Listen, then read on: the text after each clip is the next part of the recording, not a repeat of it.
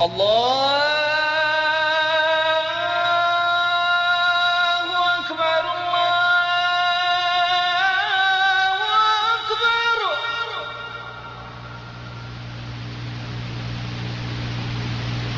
الله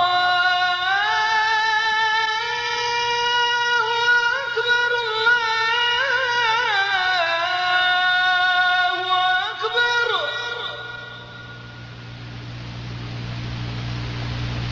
أشهد أن لا إله إلا الله.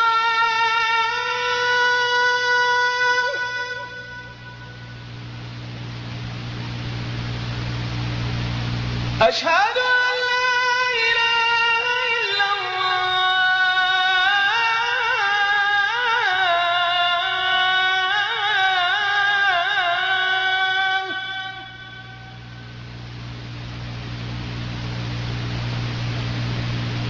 أشهد أن محمدًا رسول الله.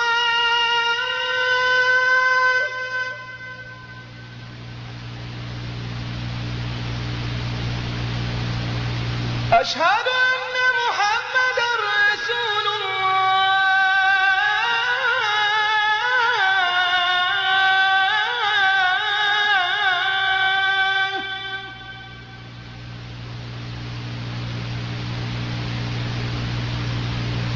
حي على الصلاة.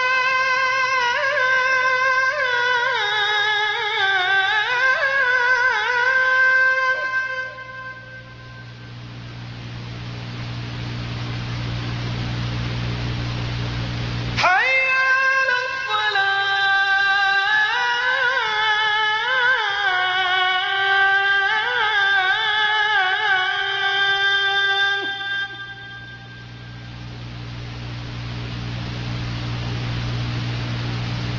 حي على الفلاح.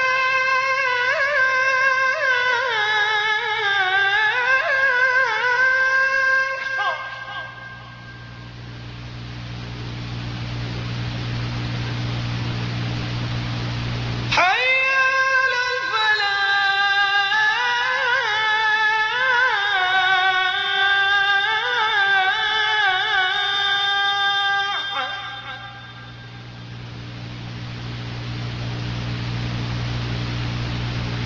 الله أكبر الله أكبر. لا إله إلا الله. أعوذ بالله من الشيطان الرجيم. بسم الله الرحمن الرحيم.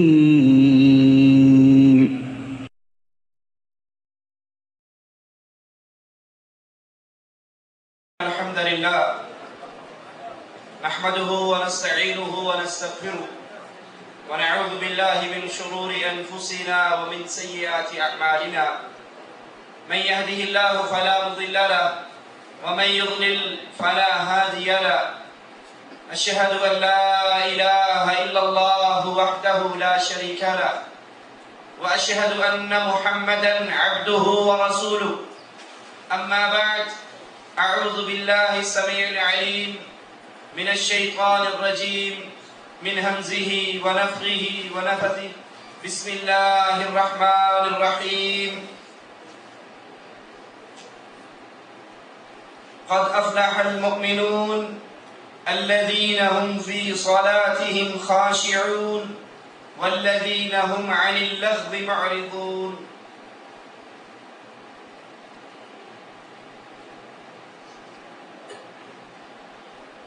इंसान जब गुनाह करता है तो गुनाह करते हुए इसके दिल पर स्याह निशान लग जाता है और ये स्याह निशान अगर अल्लाह अज़्ज़ा वजल से तौबा न की जाए तो फिर दिल की स्याही के ये नुक्ते बढ़ते रहते हैं और ये दिलों की खबीस बीमारी, दिलों का सख्त हो जाना, पत्थर हो जाना, ये बड़ी खतरनाक बीमारी है। इसका इलाज اللہ کے قرآن کی تلاوت کرنا، موت کو یاد کرنا، قبروں کی زیارت کرنا، کہ ٹوٹی پھوٹی قبریں یہ انسان کو حقیقت کے بڑا قریب کر دیتی ہے۔ قبر میں دفن ہونے والا صرف غریب فقیر ہی نہیں ہوا کرتا، دنیا کے بڑے بڑے بادشاہ بھی انہی قبروں کے اندر ہی دفن ہوا کرتے ہیں۔ موت ایک ایسی حقیقت ہے، جب انسان اس موت کو یاد کرتا ہے، اس کے دل کے اندر گناہ کر کر کے سیاہی کے جو داغ لگے ہوئے، اس کی آنکھوں سے آنسو بہتے ہیں، یہ اللہ کی طرف توبہ کرتا ہے، رجوع کرتا ہے، اللہ اس کے دلوں کو پاک اور صاف کر دیتا ہے۔ یہ موت جو سب پر آنے والی ہے، نہ اس سے کوئی عالم بچ سکتا ہے، نہ جاہل بچ سکتا ہے، نہ امیر بچ سکتا ہے، نہ غریب بچ سکتا ہے، نہ نبی بچ سکتا ہے، نہ ولی بچ سکتا ہے۔ ایک سوال میرے اور آپ کے لیے باقی رہتا ہے کہ ہم کس قسم کی موت کی تیاری کر رہے ہیں؟ موت سے بچنا تو نہیں ہے، موت سے چھٹکارا تو نہیں ہے، موت سے فرار تو نہیں ہے، موت نے تو آنا ہی آنا ہے۔ سوال یہ ہے میں اور آپ کیسی موت کو ویلکم کرنے والے ہیں، کون سی موت کو سینے سے لگانے والے ہیں، ہماری زندگی کس حال میں گزر رہی ہے کہ اگر اس حال میں موت آ گئی تو ہماری آخرت کا سفر جنت کی طرف ہوگا یا جہنم کی طرف۔ ہم اجنبی، مسافر، پردیسی 2 سال کے بعد چھوٹی جاتے ہیں تو کبھی دیکھا ہے چہرے پر کتنی خوشی ہوتی ہے اور ہاتھوں میں کتنا وزن ہوتا ہے۔ یا چھوٹی جا رہا ہوں، بیگم کے لیے بھی کچھ لے لوں، بھائی کے لیے کچھ لے لوں، دوستوں کے لیے کچھ لے لوں، پڑوسیوں کے لیے کچھ لے لوں۔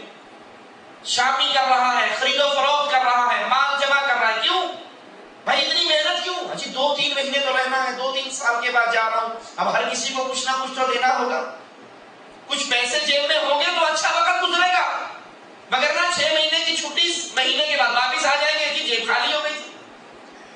یہ چند مہینوں کا سفر ہے جس کے لیے ہم کتنا سامان اکٹھا کرتے ہیں، اور ایک سفر ایسا ہے جس سے کبھی واپسی نہ ہوگی، جس سے کبھی رجوع نہ ہوگا، جو کبھی دنیا میں آنے کا موقع نہ دے گا۔ اس کے لیے میں نے اور آپ نے کتنا سامان اکٹھا کر لیا۔ یہ موت سب پر آنے والی ہے۔ یہ موت رسول اللہ صلی اللہ علیہ وسلم پر بھی آئی، جو انسانوں کے سردار امام الانبیاء محمد رسول اللہ صلی اللہ علیہ وسلم، اللہ کی مخلوقات میں سب سے افضل مخلوق رسول اللہ صلی اللہ علیہ وسلم پر موت کا سایہ چھاتا ہے۔ حضرت عائشہ کے سر میں شدید درد ہے، کہتی ہیں واہ رأسا، ہائے میرا سر درد سے پھٹ رہا ہے۔ اللہ کے نبی نے کہا نہیں عائشہ، بل واہ رأسا، بلکہ میرا سر، میرے سر میں شدید درد ہے۔ آپ پر بخار کا غلبہ ہوتا ہے، بخار آتا ہے، اتنی شدت ہے بخار کی، آپ نے ٹھنڈے پانی کا پیالہ رکھا ہوا، ہاتھ اس میں ڈالتے ہیں اور پھر اپنے چہرے پر پھیر لیتے ہیں، پھر ہاتھ اس میں ڈالتے ہیں، پھر اپنے چہرے پہ ڈال لیتے ہیں۔ موت قریب سے قریب تر ہوتی جا رہی ہے۔ صحابہ اس دن کو، جمعرات کے دن کو، سوموار کے دن کو یاد کر کے روتے ہیں، اس دن اللہ کے نبی پر بیماری نے حملہ کیا۔ لیکن اللہ کے نبی علیہ السلام نے موت کو کس حال میں گلے سے لگایا؟ آپ کے آخری لمحات کیا تھے؟ آپ کے آخری لمحات میں کیے جانے والے کام کیا تھے؟ رسول اللہ صلی اللہ علیہ وسلم اپنے اصحاب کرام سے کہتے ہیں مجھے اٹھا کر بٹھاؤ، میں نے نماز پڑھی۔ بیماری کی شدت ہے، بیماری کا حال ہے، بخار میں تپ رہے ہیں، لیکن دل و دماغ پر نماز چھائی ہوئی۔ مجھے اٹھا کر بٹھاؤ، میں نے نماز پڑھی ہے۔ آپ کو نہلایا جاتا ہے، پھر آپ اٹھنے کے قابل ہوتے ہیں، آپ پر غشی کا دورہ پڑتا ہے، پھر بے ہوش ہو جاتے ہیں۔ آخری لمحات ہیں امام الانبیاء کی زبان سے نکلے ہوئے، آخری لمحات کے اندر فرماتے ہیں اللہ تیری لعنت برسے،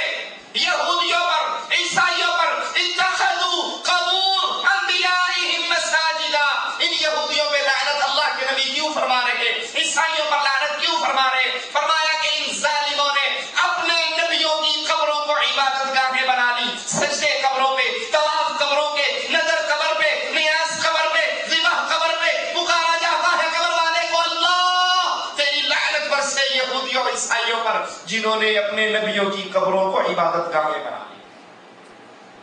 آخری وصیت کرتے ہیں رسول اللہ صلی اللہ علیہ وسلم. آپ کی زبان مبارک سے جملے نکلتے ہیں الصلاۃ الصلاۃ الصلاۃ وما ملکت ایمانکم. نماز کا خیال کرنا، نماز کا خیال کرنا، نماز کا خیال کرنا اور اپنے نوکر چاکروں خداموں کا خیال کرنا. حضرت عائشہ فرماتی ہیں اللہ کے نبی کی انگلی آسمان کی طرف بلند ہوتی ہے اللہم بالرفیق الاعلی. یہ صدا نکلتی ہے اور آہستہ آہستہ آہستہ آپ کا ہاتھ زمین پہ آتا ہے. میں سمجھ جاتی ہوں کہ اللہ کے نبی مجھے چھوڑ کر اس دنیا کو چھوڑ کر اگلے جہان کی طرف روانہ ہو چکے. لیکن حالت کیا ہے؟ آخری خواہش کیا ہے؟ آخری الفاظ کیا ہے؟ آخری وصیت کیا ہے؟ نماز نماز نماز. نماز کا خیال کرنا، اپنے خادموں کا خیال کرنا. سوچئے جس نبی علیہ الصلوۃ والسلام نے آخری لمحات میں وصیت کے الفاظ ہمارے لیے کہے، ہم نے نبی کی وصیت پر عمل کیا ہے، یہ نبی کی وصیت کو ضائع کر دیا. کتنے ہیں آج جن کو ہفتہ ہفتہ گزر جاتا ہے، جمعے والے دن ہی مسجد ان کا دیدار کرتی ہے، آگے پیچھے وہ اللہ کے گھر میں نہیں آتے. کتنے ہیں وہ جن کو یہ غم ہوتا ہے مغرب کی نماز کھڑی ہوتی ہے، ادھر چولہے پہ ہنڈیا پکا رہا ہوں، اگر ہنڈیا چھوڑ کر نماز پڑھنے جاؤں گا تو ہنڈیا جل جائے گی. تجھے یہ غم ہے پیارے بھائی کہ ہنڈیا جل جائے گی، اور اگر تو بے نماز ہو گیا تو یہ تیری چمڑی جہنم کی آگ میں جل جائے گی. اللہ کے نبی علیہ الصلوۃ والسلام کے بعد سب سے افضل ہستی ابو بکر رضی اللہ عنہ وارضاہ کی ہستی. موت آپ کے قریب ہوتی ہے، موت آپ پر اپنے پر پھیلاتی ہے. حضرت عمر کو بلاتے ہیں آخری لمحات سے. ذرا غور کیجئے، اللہ کے نبی کے خلیفہ مسلمانوں کے دوسرے خلیفہ کو وصیت کرتے ہوئے کیا کہتے ہیں؟ کہ عمر، رات کے وقت اللہ کا حق ہے بندوں پر جس کو دن میں قبول نہیں کرتا، اور دن میں بھی اللہ کا حق ہے جس کو رات میں قبول نہیں کرتا. دن کا حق کیا ہے؟ کہ اللہ کے لیے روزہ رکھا کرو. جو ایک نفلی روزہ اللہ کے لیے رکھتا ہے، اللہ اس کے چہرے کو جہنم سے 70 سال دور کر دیتا ہے. یہ دن کا حق ہے. سارے ہفتہ کھاتے پیتے نہ گزارو، سوموار کے دن روزہ رکھو، جمعرات کے دن روزہ رکھو. نبی نے اس سے پوچھا گیا یہ جمعرات اور سوموار کو روزہ کیوں رکھے؟ کہا اس دن اعمال اللہ کے دربار میں بلند ہوتے ہیں، اور میرا جی چاہتا ہے جب میرے عمل اللہ کے دربار میں پیش ہوں تو وہاں پر کہا جائے کہ تیرے بندے نے روزہ رکھا. اور رات کا بھی حق ہے کہ ساری رات سو کر نہ گزارو. رات کا کچھ حصہ اللہ کے سامنے قیام کی حالت میں تہجد کی نماز پڑھتے ہوئے گزارو. اور یہ عمل قیام و صیام اللہ کو اتنا پسند ہے، جب رسول اللہ صلی اللہ علیہ وسلم حضرت حفصہ سے ناراض ہو جاتے ہیں، طلاق دے دیتے ہیں، آسمان سے وحی اترتی ہے، جبرائیل آتے ہیں اور کہتے ہیں اے نبی حفصہ سے رجوع کیجئے. کیوں؟ انہا قوامۃ صوامہ، یہ بڑے روزے رکھتی ہے اور بڑا قیام کرتی ہے. یہ دو عمل اس کے اللہ کو بڑے ہی پسند ہیں، اور جنت کے اندر بھی یہ آپ کی اللہ نے بیوی بنائی ہے. حضرت عمر کو وصیت ہے، آخری لمحات ہے. عمر رضی اللہ عنہ وارضاہ یہ وصیت سنتے ہیں. ابو بکر رضی اللہ عنہ وارضاہ یہ وصیت کرتے ہیں اور فوت ہو جاتے ہیں. حضرت عمر رضی اللہ عنہ وارضاہ پر موت اپنے پر پھیلاتی ہے. لیکن حالت کیا ہے؟ کنڈیشن کیا ہے؟ فجر کی نماز پڑھا رہے ہیں. ہم میں سے کتنے ہیں جن کی معمول اور روٹین یہ ہے کہ فجر کی نماز مسجد میں حاضر نہیں ہوتی؟ کیا ہم بھی رسول اللہ کی امتی ہیں؟ کیا ہم بھی اللہ کے نبی کا کلمہ پڑھنے والے ہیں؟ کیوں نہیں ہوتی؟ رات کو فلم دیکھنی ہے، فلم دیکھتے ہوئے جب 1-2 بجے سوئیں گے تو فجر پہ کس کی آنکھ کھلے گی؟ رات کو مزدوری کرنی ہے، گپے مارنی ہے، دوست آئے ہوئے ہیں ان سے کچہری کرنی ہے، اب فجر پہ کس کی کھلے گی؟ رسول اللہ صلی اللہ علیہ وسلم نے فرمایا فجر کی نماز منافق پر بھاری ہے، عشاء کی نماز منافق پر بھاری ہے. عمر ابن خطاب شہید محراب مسجد میں کھڑے فجر کی نماز پڑھا رہے، ظالم وار کرتا ہے، آپ زمین پہ گر جاتے ہیں، بے ہوش ہو جاتے ہیں. ہوش آتے ہی پہلا سوال کرتے ہیں کیا میں نے نماز پڑھ لی؟ کیا میں نے نماز پڑھ لی؟ اس کا دین نہیں جس کی نماز نہیں. یہ کس کی فکر ہے؟ یہ کس کی سوچ ہے؟ یہ ٹینشن کس کو ہے جو کہ فرم جنتی ہے، جس کی جیب میں رسول اللہ صلی اللہ علیہ وسلم نے جنت کا ٹکٹ داخل کیا ہے، جس کو اطلاع دی گئی تھی. عمر میں معراج پر گیا، مجھے بڑا خوبصورت ایک قصر نظر آیا. میں نے پوچھا یہ کس کا ہے؟ کہا قریشی سردار نوجوان کا ہے. میں نے پوچھا وہ کون ہے؟ کہا وہ عمر ابن خطاب ہے جو جنتی ہے. فجر کی نماز پڑھ رہے، وار ہوتا ہے گر جاتے ہیں، ہوش آتے ہی پہلا سوال کرتے ہیں کیا نماز پڑھی ہے؟ کیا میری نماز پوری ہو گئی تھی؟ عبداللہ ابن عمر حضرت عمر کا سر اٹھا کر اپنی گود میں رکھنے دیں، کہتے ہیں عبداللہ میرے سر کو زمین پہ رکھ دو، میرے سر کو خاک پہ رکھ دو. حضرت عبداللہ کہتے ہیں بابا میری گود میں رہنے دو. کہا نہیں بیٹا، میرے چہرے کو زمین پہ رکھ دو. جب ان کے سر کو زمین پہ رکھتے ہیں، اپنی گال کو زمین کی مٹی پہ لگاتے ہیں اور کہتے ہیں ہو سکتا ہے عبداللہ اللہ تیرے باپ کو اس طرح خاک آلود دے کر رحمت کرتے ہیں اس کے گناہوں کو معاف کرتے ہیں. یہ غم اور یہ ہم، یہ فکر کس کا ہے؟ جو عمر ابن خطاب ہے، جو بولا کرتے تھے آسمان سے اس کے جملے کو قرآن بنا دیا جاتا تھا، جو یہ خواہشات کا اظہار کرتے تھے آسمان والا قرآن کے اندر حکم اتار دیا. ان کی موت کس حال میں آئی؟ نماز کی حالت میں، اللہ کی یاد کی حالت میں. سوچو میں اور آپ بالآخر موت کی طرف چل رہے ہیں. ہم رک جاتے ہیں، ہم سو جاتے ہیں، وقت نہیں رکتا، وقت نہیں سوتا. ہم کس طرح کی زندگی گزار رہے ہیں اور کس طرح کے موت کی استقبال کے اندر ہمارے لمحات گزار رہے ہیں. عمر رضی اللہ عنہ وارضاہ کے بعد حضرت عثمان کی موت کا وقت آتا ہے. قلعے کے اندر قید ہے، چھت پہ چل کر ظالموں سے سوال کرتے ہیں یہ مسجد نبوی کی زمین کس نے خرید کر دی تھی؟ کہا عثمان تو نے خرید کر دی تھی. کہا اسی مسجد میں مجھے نماز نہیں پڑھنے دیتے. یہ میٹھے پانی کا کنواں کس نے خرید کر دیا تھا؟ کہا عثمان تو نے خرید کر دیا تھا. کہا اس کنویں کے پانی کا آج تم مجھے کوئی حق نہیں دیتے؟ اتنے دنوں سے پیاسا.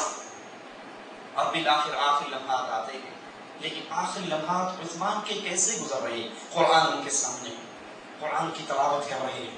ظالم دیوانے پھلانگ کے گھر میں آ جاتے ہیں. نائلہ کہتی ہیں عثمان ظالم آج تیری چار دیواری کو پھلانگ کے گھر کے اندر چھلانگ لگا کے آ چکا ہے. کہتے ہیں نائلہ آخری لمحات میں میری توجہ اللہ کے کلام سے دور نہ کر، میری نگاہیں اللہ کے کلام سے دور نہ کر. اللہ قیامت کے دن سوال کرے گا عثمان اپنی زندگی میں آخری عمل کیا کر رہا تھا؟ میں کہوں گا اللہ میں تیرے قرآن کی تلاوت کر رہا تھا، ظالم میری گردن کو کاٹ لگے. میں اور آپ اس زندگی کے لیے چل رہے ہیں. میری اور آپ کی زندگی کس راہ کی راہ ہے؟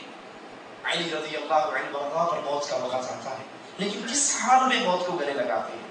تہجد کی نماز اپنے گھر سے پڑھ کر نکلتے ہیں، استغفار کرتے ہوئے، تسبیحات پڑھتے ہوئے مسجد کی طرف جا رہے ہیں، اور دوران مسجد اس سفر کے اندر، اس راہ کے اندر آپ پر وار ہوتا ہے. اللہ کے نبی پر موت آئی، نماز کا ذکر ہے. ابو بکر پر موت آئی، نماز کا ذکر ہے. عمر پر موت آئی، نماز کی حالت ہے. عثمان پر موت آئی، نماز نماز نماز اور قرآن کی تلاوت کا ذکر ہے. علی پر موت آئی اور فجر کی نماز پڑھنے کے لیے اندھیروں میں جا رہے ہیں. کیا میری اور آپ کی یہی کیفیت ہے؟ کیا ہم نے نماز کو اتنی ہی پابندی سے پکڑا ہے؟ وگرنہ یاد کر لیجئے رسول اللہ صلی اللہ علیہ وسلم فرماتے ہیں، صحیح مسلم میں یہ روایت ہے، سب سے افضل ترین عمل وقت پر نماز کی ادائیگی ہے. وہ عمل افضل نہیں ہے کہ آپ اور میں سو جائیں اور صبح 10 بجے اٹھیں، 9 بجے اٹھیں، ڈیوٹی پر جانے لگے تو پہلے نماز پڑھیں پھر ڈیوٹی پہ چلے جائیں. یہ نماز کا وقت اللہ نے تو مقرر نہیں کیا. افضل ترین کام، سب سے افضل کام اہل ایمان کے لیے، مواحدوں کے لیے، مشرکوں کے لیے نہیں، اہل توحید کے لیے. توحید کو سمجھنے کے بعد سب سے افضل کام یہ ہے نماز کو اس کے وقت پہ ادا کیجیے. رسول اللہ صلی اللہ علیہ وسلم فرماتے ہیں، صحیح بخاری میں ہے کہ نماز کے دوران بندہ اپنے رب سے مناجات کرتا ہے، گفتگو کرتا ہے. بندہ کہتا ہے الحمدللہ رب العالمین، رب کہتا ہے حمدنی عبدی، اللہ ساری تعریفیں تیرے لیے ہیں. مالک کہتا ہے بندے نے میری تعریفیں بیان کی. رسول اللہ صلی اللہ علیہ وسلم فرماتے ہیں نماز دین کا ستون ہے. ترمذی میں یہ روایت موجود ہے. کیا خیال ہے وہ چھت کھڑی رہے گی جس چھتوں کے ستونوں کو گرا دیا جائے؟ ایک بلڈنگ کے 5 ستون ہیں، اگر 5 ستون گر جائیں تو کیا وہ چھت برقرار رہے گی؟ ایک بندے نے کلمہ پڑھا، مسلمان بن گیا، لیکن وہ نمازیں نہیں پڑھتا، 5 وقت کی نمازوں کو تاریخ ہے. اب یہ 5 ستون گر جائے، کیا یہ ایمان کی چھت باقی رہے گی؟ یہ چھت تو گر جائے گی. اس چھت کو کھڑا کرنے کے لیے کیا ہے؟ رسول اللہ صلی اللہ علیہ وسلم نے فرمایا ہمارے درمیان اور کفار کے درمیان جو چیز فرق کرنے والی ہے وہ نماز ہے. جس نے نماز کو چھوڑ دیا وہ ہم میں سے نہیں ہے. اس نے اس ستون کو گرا دیا. بین الکفر والعبد ترک الصلاۃ، نماز کا تارک کافر ہے، نماز کا تارک مشرک ہے. قرآن کہتا ہے نماز قائم کرو، مشرک نہ بنو. رسول اللہ صلی اللہ علیہ وسلم فرماتے ہیں امرت ان اقاتل الناس حتى يشهدوا ان لا اله الا الله وان محمد رسول الله واقام الصلاة وایتاء الزکاۃ. مجھے حکم دیا ہے میں گردنوں کو کاٹتا چلا جاؤں، میں جہاد کرتے ہوئے ان لوگوں کی، ان کفار کی گردنیں کاٹوں، اس وقت تک جہاد کرتا رہوں جب تک یہ اللہ کی توحید کو نہ مان لے، لا الہ الا اللہ کو نہ مان لے، محمد رسول اللہ کو نہ مان لے. اس کے بعد بریک، کلمہ پڑھ لیا کام ختم. من قال لا الہ الا اللہ دخل الجنہ، ہر کلمہ کو جنت میں جائے گا؟ فرمایا نہیں، ان کی گردنیں میں نے اس وقت تک کاٹنی ہے اللہ کی توحید کو مانے اور پھر میری رسالت کو مانے، نماز قائم کرے، زکات کی ادائیگی کرے. جب یہ کام کر لے پھر ان کا خون اور ان کی جان مجھ سے محفوظ ہے سوائے حق کے ساتھ. اس کا کلمہ بیکار ہے، اس کا کلمہ فضول ہے، وہ نام نہاد مسلمان ہے، اس میں اور کافر میں کوئی فرق نہیں جو نماز کا تارک ہے. جو ایک پڑھ لیتا ہے 4 نہیں پڑھتا، 4 پڑھ لیتا ہے 1 نہیں پڑھتا، اس نے اللہ کو الہ مانا ہی نہیں، اس نے اپنی خواہش کو رب بنایا. أَرَأَيْتَ الَّذِي مَنِ اتَّخَذَ إِلَٰهَهُ هَوَاهُ، کیا آپ نے اس کو دیکھا ہے جس نے اپنی خواہشات کو رب بنا دیا؟ خواہش کہتی ہے فجر کی نماز پڑھنے کی ضرورت نہیں، وہ نہیں پڑھتا. اس کا دل کہتا ہے چل کوئی نہیں، کفیل کا ٹائم ہے، ڈیوٹی ہے، ویسے چھٹی ملتی آدھے گھنٹے کی، چلو میں ظہر پڑھ لیتا ہوں، پڑھ لیتا ہے، ظہر پڑھ لیتا ہے. لیکن جب مغرب سے پہلے کام ختم ہوتا ہے وہ کہتا ہے جی مولوی صاحب نہانا بھی ہوتا ہے، کپڑے بھی بدلنے ہوتے ہیں، پسینے کی بو بھی ہوتی ہے، ہنڈی بھی پکانی ہوتی ہے. اب مغرب کی پھٹی کیا ضروری ہے؟ میں نے فجر نہیں پڑھی، میں نے ظہر نہیں پڑھی، میں نے عصر نہیں پڑھی. اب وہ اس نماز کو چھوڑ دیتا ہے. کیوں چھوڑتا ہے؟ اس کا دل کہتا ہے یہ نماز نہیں پڑھنی. تو اس نے اللہ کو اپنا رب نہیں مانا، اس نے اپنے دل اور اپنی خواہش کو اپنا اللہ مان لیا. رسول اللہ صلی اللہ علیہ وسلم فرماتے ہیں نماز نور ہے. صحیح مسلم کی یہ روایت ہے. کیسا نور ہے؟ رسول اللہ صلی اللہ علیہ وسلم فرماتے ہیں کہ اندھیروں میں چل کر مسجد میں جانے والوں کو قیامت کے دن کمپلیٹ کامل نور کی خوشخبری سنا دو.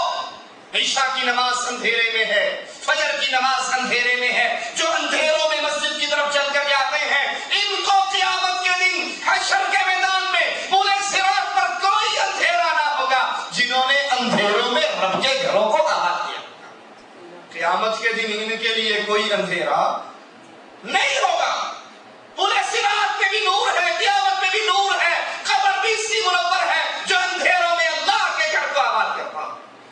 حدیث میں آتا ہے جو انسان نماز کے لیے اپنے گھر سے نکلتا ہے، نور کے فرشتے، آسمان کے فرشتے نور کے جھنڈے لے کر اس کے قدم کے ساتھ قدم ملا کر چلتے ہیں. یہ چلتا ہے، یہ قدم اٹھاتا ہے، اس کے گناہ کے رجسٹر میں سے ایک گناہ اٹھا دیا جاتا ہے. یہ قدم زمین پہ رکھتا ہے، نیکی کا اضافہ کر دیا جاتا ہے. من خرج من بیته متطہرا الى المسجد فاجره كالحاج المحرم. جو نماز کا اہتمام ایسے کرتا ہے اور نماز کے لیے اپنے گھر سے وضو کر کے نکلتا ہے، اللہ کے نبی فرماتے ہیں اللہ اس کو اتنا اجر دیتا ہے جتنا حاجی احرام باندھ کر حج کے لیے نکلتا. یہ نماز، یہ نور رسول اللہ صلی اللہ علیہ وسلم فرماتے ہیں منافقین پر فجر اور عشاء کی نماز بھاری ہے، اگر انہیں اس فجر اور عشاء کی نماز کے اجر اور ثواب کا علم ہو جائے وہ اس کے لیے دوڑتے ہوئے آئیں۔ بخاری اور مسلم کے اندر یہ روایت ہے، رسول اللہ صلی اللہ علیہ وسلم نے فرمایا، صحیح مسلم میں یہ روایت ہے، وہ شخص جہنم میں داخل نہ ہوگا جس نے فجر اور عصر کی نمازوں پر ادائیگی کرتا ہے، استقامت کا اظہار کرتا ہے۔ یہاں سے مراد فجر اور عصر کی نمازوں کی اہمیت ہے، وگرنہ مسلمان پر تو پانچوں نمازیں فرض ہیں جماعت سے ادا کرنی، سوائے عذر کے۔ رسول اللہ صلی اللہ علیہ وسلم فرماتے ہیں جو آذان سنے پھر مسجد میں آ کے نماز نہ پڑھے اس کی نماز نہیں ہوتی سوائے عذر کے۔ عذر کیا ہے؟ یا تو سو رہا ہے، یا وہ بیمار ہے چل کر نہیں آ سکتا، تو وہ تو اپنے کمرے میں پڑھے گا، لیکن جو بیمار نہیں ہے، جو سویا ہوا نہیں ہے، جس کو علم ہے کہ یہ اذان ہو گئی نماز کے لیے، وہ کہتا ہے کوئی نہیں، آج تو انڈیا پاکستان کرکٹ میچوں کا فائنل ڈے ہے، تو آج کی نمازیں رہنے دو، آج تو کرکٹ کا میچ چل رہا ہے، آج ہاکی کا میچ ہے، آج فٹ بال کورے کا میچ ہے، یا یہ ڈرامہ جو ہے یہ لاسٹ سیریز ہے، آخری ڈرامہ ہے، اس کے اندر کہانی اینڈ ہونی ہے، اس میں پتہ لگنا ہے کیا ہوا کیا نہ ہوا۔ اگر میں نے پچھلے 10 ڈرامے دیکھے ہیں، اب عصر کی نماز میں یہ ڈرامہ آ گیا، میں اٹھ کر چلا جاؤں تو ساری کہانی کا مزہ کرکرا ہو جائے گا، تیرے لیے کہانی کا مزہ کرکرا ہو جائے گا۔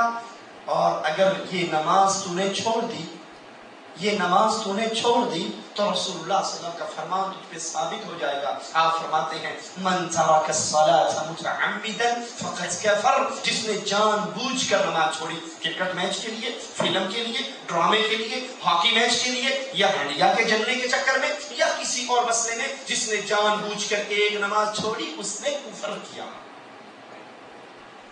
رسول اللہ صلی اللہ علیہ وسلم فرماتے ہیں نماز، بلکہ قرآن پاک کا حکم ہے کہ نماز کے ذریعے اور صبر کے ذریعے اللہ سے مدد مانگو۔ جب بھی اللہ کے نبی صلی اللہ علیہ وسلم کو تکلیف ہوتی، پریشانی ہوتی، تو حضرت بلال سے کہتے ہیں بلال ارحنا یا بلال، بلال اذان دو، نماز کی تیاری کرو، اس نماز سے ہمیں ٹھنڈک ملتی ہے، اس نماز سے ہمیں سکون ملتا ہے، یہ نماز اہل ایمان کو خوشی دیتی ہے، اہل ایمان کی آنکھوں کی ٹھنڈک ہے۔ کیا یہ حال میرا اور آپ کا بھی ہے؟ کیا نماز پڑھتے ہوئے ہمیں بھی سکون ملتا ہے، یا نماز ہمارے اوپر ایک مصیبت اور بوجھ بن جاتا ہے؟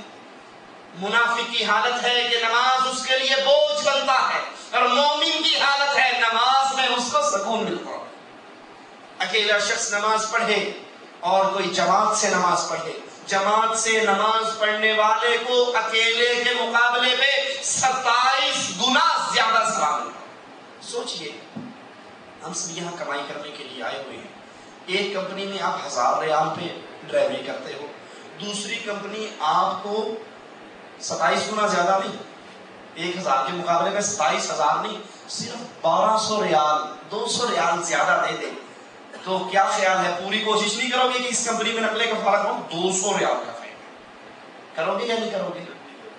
ایک کمپنی کو، ایک کفیل کو 200 ریال کے چکر میں چھوڑ دیتے ہو نہ مانے تو کوشش کرتے ہو یار خلی بلی کرو، خروج نہائی لگا کے جاتے ہیں، دوسری کمپنی کا ویزا لے کر جاتے ہیں، ہر مہینے 200 ریال تو ملیں گے۔ رسول اللہ صلی اللہ علیہ وسلم فرماتے ہیں جو ایک نماز اکیلا پڑھتا ہے اور پھر ایک بندہ جماعت سے پڑھتا ہے، اس کو ایک نماز کا ثواب ملتا ہے اور اس کو 27 نمازوں کا ثواب ملتا ہے۔ سوچ لیں کتنی نمازیں ہیں جو ہم اپنے گھروں میں اور اپنے کمروں کے اندر ادا کرتے ہیں۔ رسول اللہ صلی اللہ علیہ وسلم فرماتے ہیں جب نمازی نماز پڑھ کے اپنی نماز کی جگہ پر بیٹھا رہتا ہے، نماز پڑھ کے اپنے مصلی پر بیٹھا رہتا ہے، فرشتے اس نمازی پر درود پڑھتے رہتے ہیں۔ جتنی دیر تک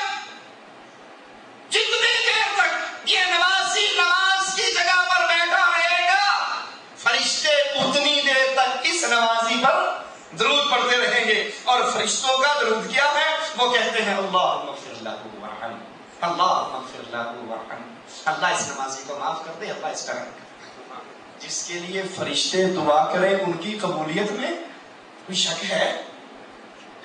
جتنی دیر تک مسجد میں بیٹھیں گے، اور ہماری کیا ہوتی ادھر سلام پھرتا ہے، دوڑ لگاتے ہیں، سب سے پہلے باہر کون نکلے گا؟ کیڑی مصیبت پھنسے پیسہ ہوتا ہے، مسجد جان چکی ہے۔ کوئی امام بیچارہ 2 سجدے لمبے کر دے تو بس جی چاہتا ہے کہ دوبارہ اس مسجد کی بڑی لمبی نماز پڑھو۔ جو جتنی تیز نماز پڑھائے گا اتنا اس کی مسجد کا رش زیادہ ہوگا۔ کیوں؟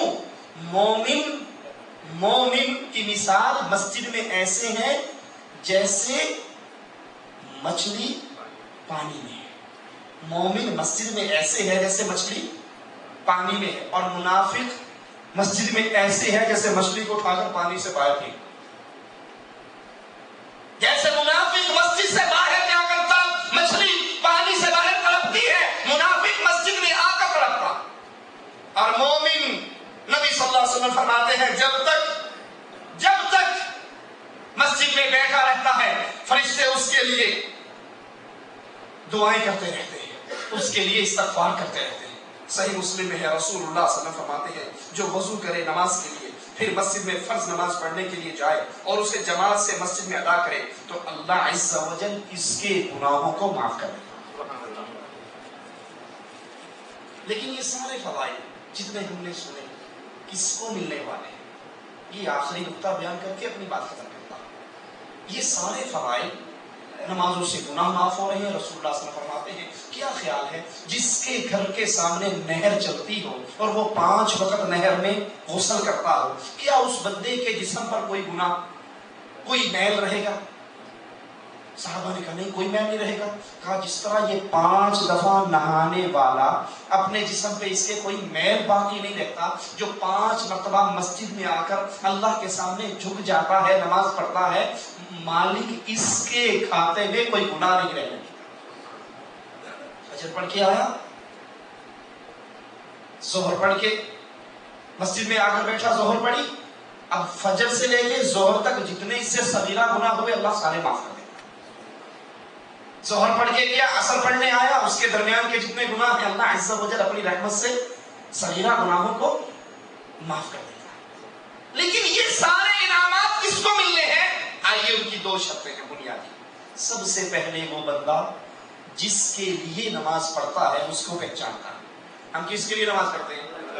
اللہ کے لیے۔ تو ہماری اللہ سے پہچان ضروری ہے۔ اللہ کی پہچان کیا ہے؟ جس طرح وہ چاہتا ہے اس طرح ہم اس اللہ کو مانیں۔ وہ اللہ مالک ہے، وہ اللہ خالق ہے، وہ اللہ رازق ہے۔ اتنی باتیں کفار مکہ بھی مان لیا کرتے تھے۔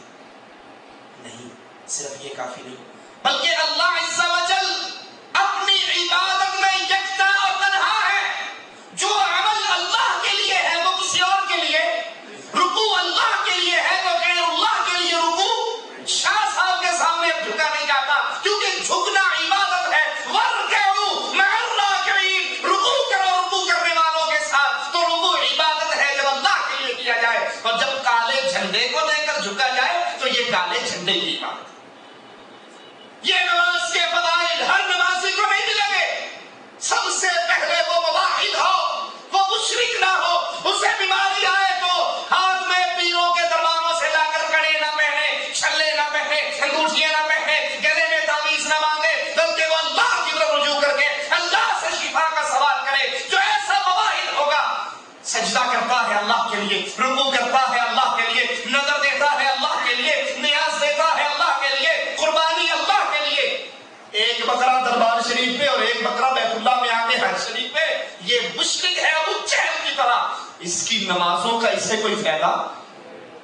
جو اللہ کے لیے بھی بات کرے، جو یا اللہ مدد بھی کہے، یا رسول اللہ مدد بھی کہے، اللہ کے سامنے سجدہ کرے اور دربار کی دہلیز کو چومتے ہوئے سجدہ کرتے ہوئے گزرے، اس مشرک کی نماز ہے، اس کو کوئی فائدہ نہیں دے گی۔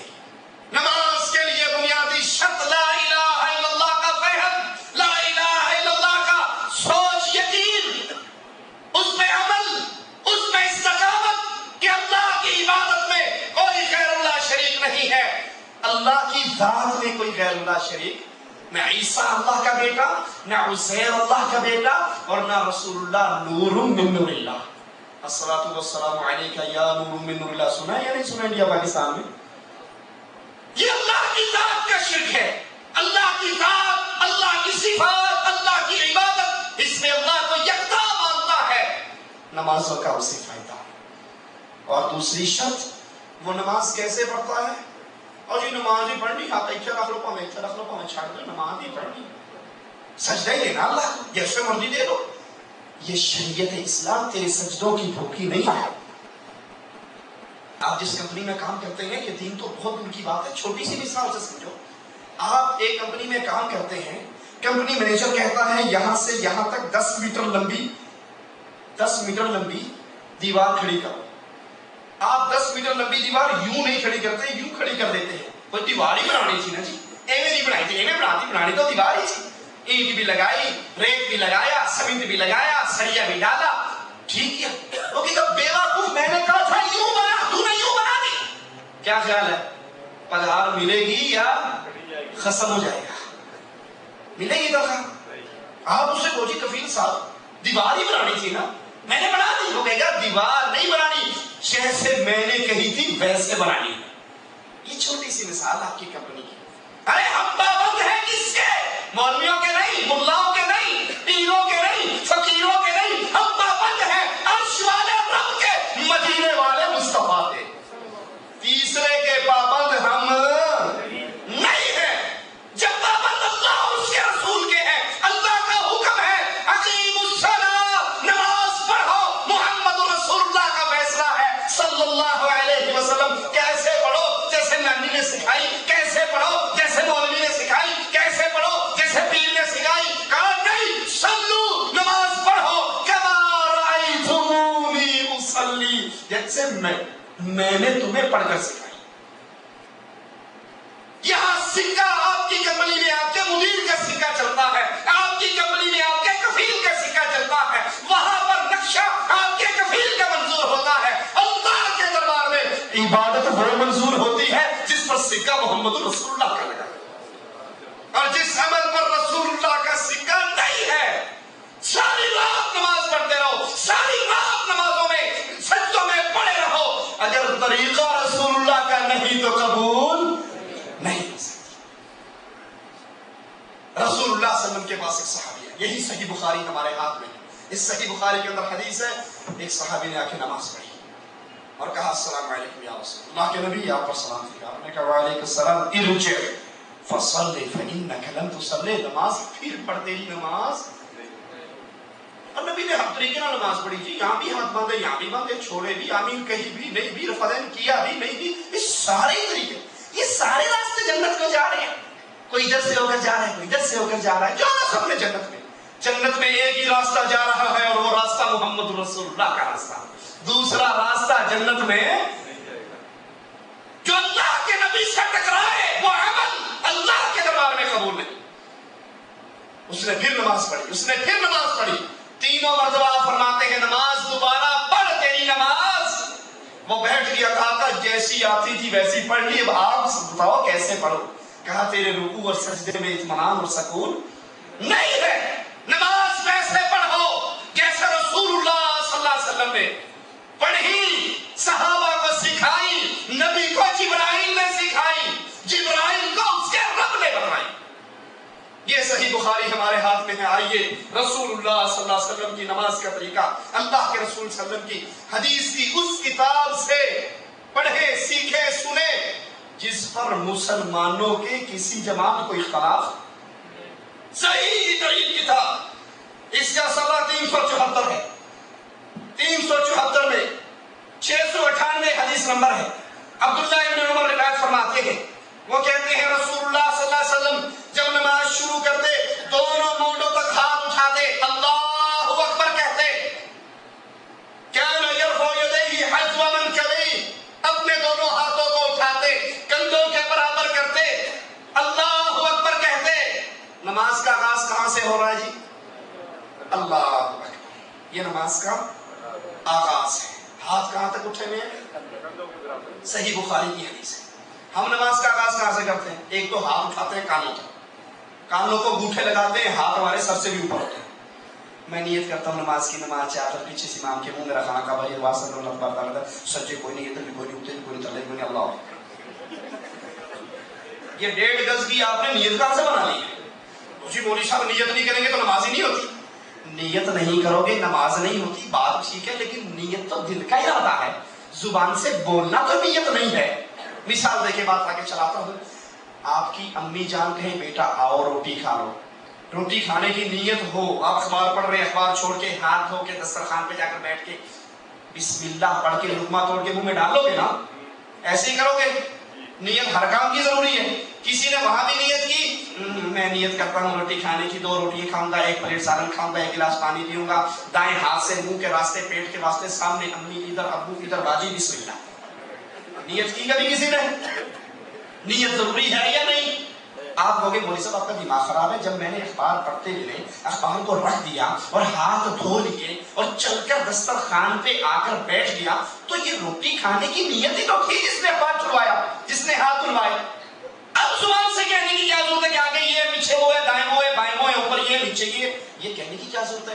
ہم بھی یہ کہتے ہیں پیارے بھائی تو اپنے کمرے میں سویا ہوا تھا, الارم ہوا کہ نماز کا ٹائم ہو گیا, تو اٹھا, نیند اپنی ختم کی, دروازہ لاک کیا, جیب سے مسواک نکالی, منہ میں مسواک کیا, جا کے سنجا کیا, پیشاب کیا, طہارت کی, وضو بنائی اور پھر چل کر مسجد میں گیا. تو نے دروازہ کیوں بند کیا؟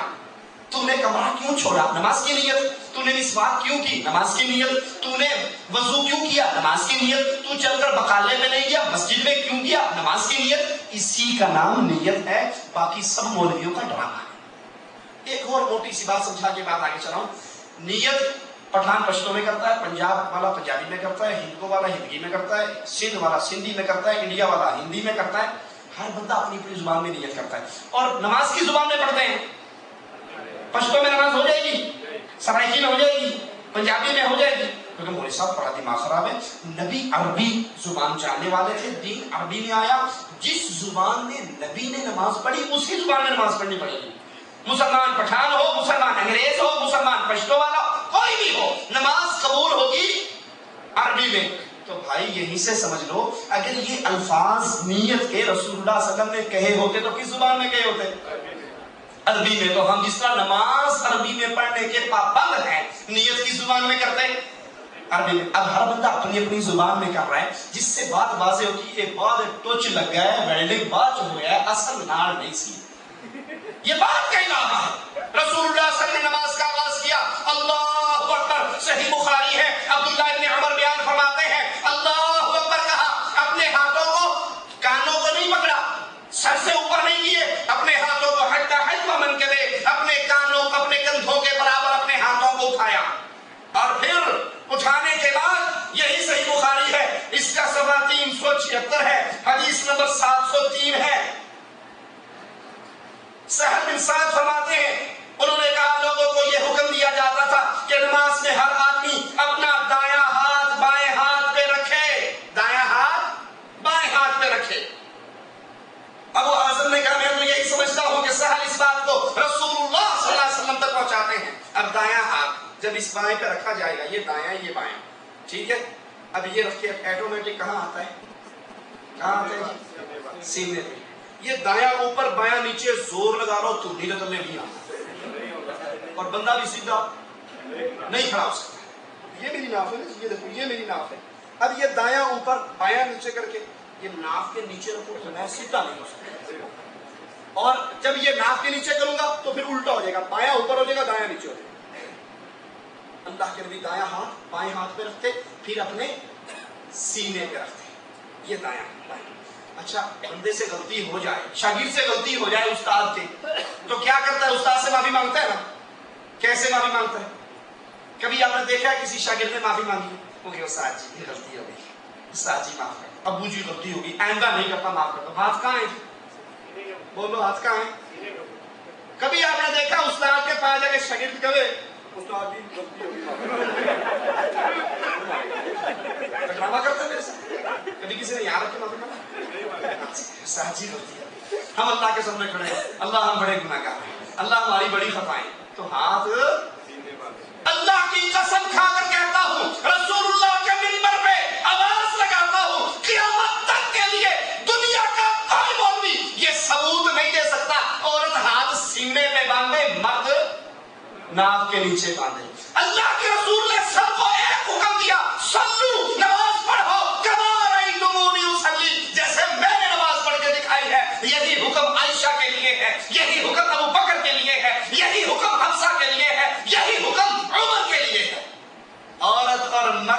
نماز کے طریقے میں کوئی فرق موجود، پردے میں فرق ہے کہ مرد کا سر ننگا ہو تو نماز ہو جائے گی، عورت کا سر ننگا ہو تو نماز کا طریقہ وہی ہے۔ عورت بھی سینے پر باندھتی ہے، مرد بھی ہاتھ سینے پر باندھتے ہیں۔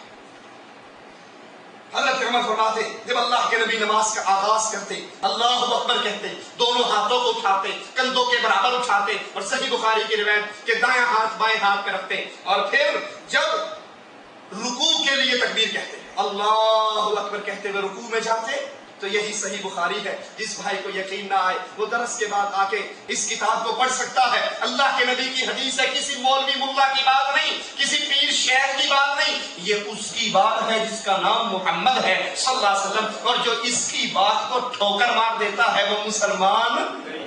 کسی مولوی کی بات نہ مانو آپ مسلمان، پیر کی بات نہ مانو آپ مسلمان، امام کی بات نہ مانو آپ مسلمان، ساری دنیا کی بات نہ مانو اور آپ مسلمان رہو گے، اکیلے محمد کی بات نہ مانو آپ کافر ہو جاؤ گے۔ ایسے ہے یا نہیں ہے؟ ہمارے پاس کسی پیر فقیر کی بات، ہمارے پاس بات ہے امام الانبیاء کی، ہمارے پاس بات ہے محمد رسول اللہ کی، ہمارے پاس بات ہے امام اعظم کی، قائد اعظم کی، اور وہ ہے محمد رسول اللہ۔ جب رکوع میں جاتے اللہ کے نبی اللہ اکبر کہتے، اپنے دونوں ہاتھوں کو کندھوں کے برابر اٹھاتے، رفع الیدین کرتے، اور جب وَإِذَا رَفَعَ رَأْسَهُ مِنَ الرُّكُوعِ، جب رکوع سے اپنا سر اٹھاتے، سمی اللہ لمن حمدہ کہتے، ربنا ولک الحمد کہتے، اپنے دونوں ہاتھوں کو اٹھاتے، کندھوں کے برابر کرتے، اور سجدے میں ایسا نہ کرتے، وَكَانَ لَا يَفْعَلُ ذَلِكَ فِي السُّجُودِ، اور سجدوں میں رفع نہ کرتے، رکوع میں جاتے ہوئے رفع، رکوع سے اٹھتے ہوئے۔ عجیب تو ہم کی پتا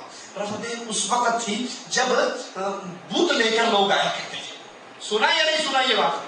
بت لے کر آتے تھے تب رفع تھی۔ کیوں جی؟ بت کٹو کٹے نہ تھے وہاں، چھوٹے سے چھوٹا بت اتنا تو ہوگا نا، لو جی یہ بت میں نے لے لیا ہے، یہ بت آ گیا، اب میں نماز ہم تو کرتے ہیں نا سنت کے مطابق کندھوں تک، اور جو یار لوگ بتوں کی روایت پیش کرتے ہیں وہ کہاں تک کرتے ہیں؟ تو پہلی میں بت گر گیا، یہ بت تو پہلی میں گر گیا، پہلی کیوں کرتے ہو؟ اچھا اس کو بھی چھوڑو۔ دوسری بات، یہ نماز جماعت سے فرض کہاں ہوئی تھی جی؟ مدینہ میں، اور بتوں والی پارٹی کہاں تھی؟ مکہ میں۔ مدینہ میں وہ بت تھے، مدینہ میں مسلمان تھے، یہودی تھے اور منافق تھے۔ یہ مشرکین بت پوجنے والے تو مکے میں تھے، جہاں بت تھے وہاں فرض نماز جماعت سے ہوئی نہیں تھی، اور جہاں جماعت سے نماز تھی وہاں بتوں والا رولا۔ اچھا ٹھیک ہے، مان لیتے جی بت لے کر آتے تھے۔ منافق کون ہوتا ہے؟ اب نعوذ باللہ صحابہ تو بت نہیں لاتے تھے نا، بت کون لایا کرتے تھے؟ منافق لاتے ہوں گے نا۔ اور مدینے میں پارٹیاں کتنی تھی؟ مکے میں پارٹیاں کتنی تھی؟ دو، ایک صحابہ کی اور ایک مشرکین کی، درمیانی پارٹی تھی وہاں پہ نہیں تھی، وہاں تو منافقین مکے میں تھے ہی نہیں۔ اللہ اکبر۔ اچھا منافق کہتے کس کو ہیں؟ جو اوپر سے آپ کا اندر سے دشمن، اوپر سے آپ کا اور اندر سے، جب وہ بت لے کر آتے تھے تو صحابہ کو پتہ نہیں لگ جاتا تھا، نبی کو پتہ ہے یہ منافق ہے، پھر عمر ابن خطاب اس کی گردنیں کیوں نہیں کاٹ دیتے تھے؟ یہ جھوٹ ہے مولویوں کا، یہ بتوں کی بات من گھڑت ہے، بنائی ہوئی قصہ ہے، made in India, made in رائنڈ، made in Pakistan, made in Deoband بات ہے، یہ جھوٹ بولتے ہیں۔ رسول اللہ صلی اللہ علیہ وسلم کی نماز صحیح بخاری میں، اور اس حدیث میں کوئی کلام نہیں ہے، صحیح حدیث ہے، سلسلۃ الذہب کی روایت ہے۔ اللہ کے نبی رکوع میں جاتے ہوئے رفع دین کرتے تھے، رکوع سے اٹھتے ہوئے رفع دین کرتے تھے۔ آئیے دوسری روایت سنتے ہیں۔ عبداللہ بن عمر فرماتے ہیں 699 حدیث نمبر ہے کہ رسول اللہ صلی اللہ علیہ وسلم جب نماز پڑھتے، کھڑے ہوتے، تکبیر تحریمہ کے وقت اپنے دونوں ہاتھ کونڈوں کے برابر اٹھاتے، یعنی رفع دین کرتے، اور جب رکوع کے لیے تکبیر کہتے جب بھی ایسا کرتے، جب رکوع سے سر اٹھاتے اس وقت بھی ایسا ہی کرتے، اور فرماتے سمی اللہ لمن حمدہ۔ 700 نمبر حدیث ہے، تیسری روایت ہے کہ مالک بن حویرث فرماتے ہیں کہ رسول اللہ صلی اللہ علیہ وسلم کہ یہ صحابی نماز کا آغاز کرتے، اور جب نماز شروع کرتے اللہ اکبر اکبر کہتے، اپنے دونوں ہاتھوں کو اٹھاتے، کندھوں کے برابر اٹھاتے، جب رکوع میں جاتے پھر رفع دین کرتے، جب رکوع سے اٹھتے پھر رفع دین کرتے۔ ابو حمید ساعدی کی روایت اسی حدیث کے نیچے ہے کہ آپ اپنے ہاتھوں کو کندھوں کے برابر، مونڈھوں کے برابر اٹھاتے۔ رسول اللہ صلی اللہ علیہ وسلم کی ایک اور حدیث سنیے، حضرت نافع بیان کرتے ہیں کہ عمر سے کہ جب وہ نماز میں داخل ہوتے تکبیر تحریمہ کہتے، اپنے دونوں ہاتھوں کو اٹھاتے، کندھوں کے برابر کرتے، اور جب 2 رکعتیں پڑھ کے تیسری رکعت کے لیے تشہد سے کھڑے ہوتے اللہ اکبر کہتے، اپنے دونوں ہاتھوں کو بلند کرتے، رفع الیدین کرتے۔ رفع دین نماز میں کتنے موقعوں پر ہے؟ 4 موقعوں پر۔ ایک نماز شروع ہوئی اللہ اکبر، یہ رفع دین ہے۔ ایک آپ رکوع میں گئے اللہ اکبر، یہ رفع دین ہے۔ ایک آپ نے رکوع سے سر اٹھایا، رکوع سے سر اٹھایا اللہ اکبر، یہ تیسرے رفع دین ہے۔ اور جب 2 رکعتیں پڑھ کے آپ کھڑے ہوتے، 2 رکعت پڑھ کے جب آپ کھڑے ہوتے تیسری رکعت کے لیے، جیسے ہم مغرب کی نماز میں اور ظہر کی نماز میں، عصر کی نماز میں، عشاء کی نماز میں کھڑے ہوتے ہیں، تو پھر تیسری رکعت کو کھڑے ہوتے ہوئے اللہ اکبر کرتے اور رفع دین کرتے۔ یہ 4 موقع پر رسول اللہ صلی اللہ علیہ وسلم کی سنت ہے۔ اللہ کے نبی علیہ السلام کی اس فرمان کو سنیے، اللہ کے نبی فرماتے ہیں لا صلاة لمن لم يقرأ بفاتحة الكتاب، جو نماز میں سورۃ فاتحہ نہیں پڑھتا لا صلاة، اس کی کوئی نماز، وہ امام ہو، وہ مقتدی ہو، وہ فرض ہو، وہ سنت ہو، وہ نفل ہو، وہ عید ہو، وہ جنازہ ہو، وہ استسقاء کی نماز ہو، وہ خوف کی نماز ہو، ہر نماز جس کو لفظ نماز جس پر فٹ ہوگا، رسول اللہ صلی اللہ علیہ وسلم کا فرمان ہے لا صلاة لمن لم يقرأ بفاتحة الكتاب، جو فاتحہ نہیں پڑھتا اس کی نماز نہیں ہوتی۔ اور جی آپ کو کیا پتا، قرآن پاک میں نہیں آیا اذا قرئ القرآن فاستمعوا له، جب قرآن پڑھا جائے خاموش رہو، آپ کہتے ہو فاتحہ نہیں پڑھو گے نماز نہیں ہوگی۔ پیارے بھائی یہ آیت کس پہ اتری؟ رسول اللہ صلی اللہ علیہ وسلم پہ اتری۔ جو معنی اس کا آپ کو سمجھ آیا وہ رسول اللہ کو سمجھ نہیں آیا تھا، کہ اللہ کے نبی نے فرمایا جس نے فاتحہ نہ پڑھی اس کی نماز خداج خداج خداج، ناقص ہے ناقص ہے ناقص ہے۔ تو اللہ کے نبی کو نہیں پتا تھا۔ اچھا مزے کی بات، دشمنی لے کر صرف فاتحہ سے، اگر اس کا یہ معنی لے لیا جائے کہ جب امام قرآن پڑھے تم خاموش رہو، جب امام فاتحہ پڑھے تم خاموش رہو، ٹھیک ہے، تو اب امام صاحب فاتحہ پڑھ رہے ہیں، پیچھے سے ایک بندہ آتا ہے، اس کو کیا کرنا چاہیے جی؟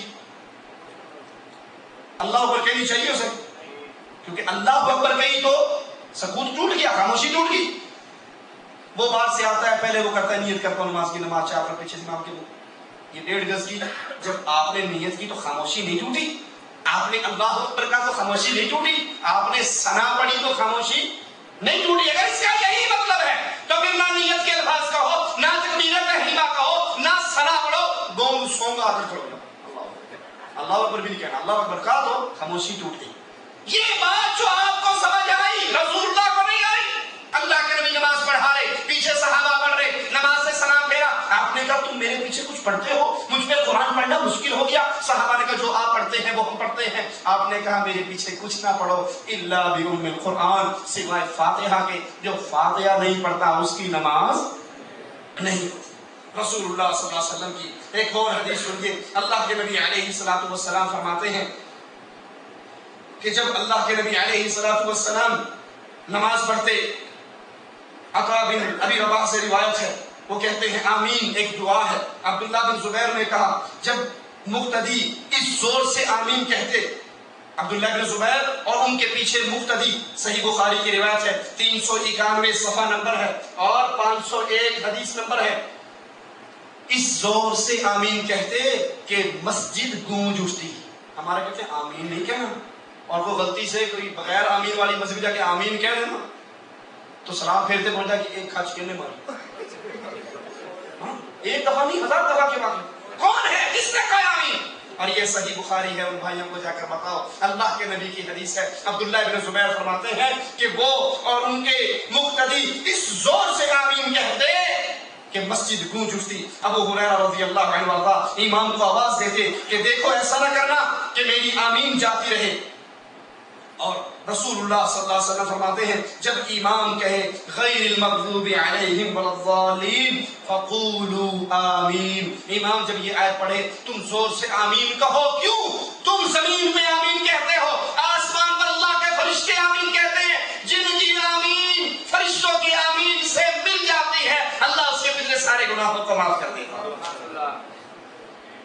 رسول اللہ صلی اللہ علیہ وسلم فرماتے ہیں 745 حدیث نمبر ہے صحیح بخاری کا کہ جب امام غیر المغضوب علیہم ولا کہے تو تم بھی آمین کہو، کیونکہ جس کی آمین اللہ کے فرشتوں کی آمین سے مل جاتی ہے اس کے گناہوں کو معاف کر دیا جاتا ہے۔ پیارے بھائی، یہ زندگی پہلا اور آخری موقع ہے، یہ چانس پھر نہیں ملنا۔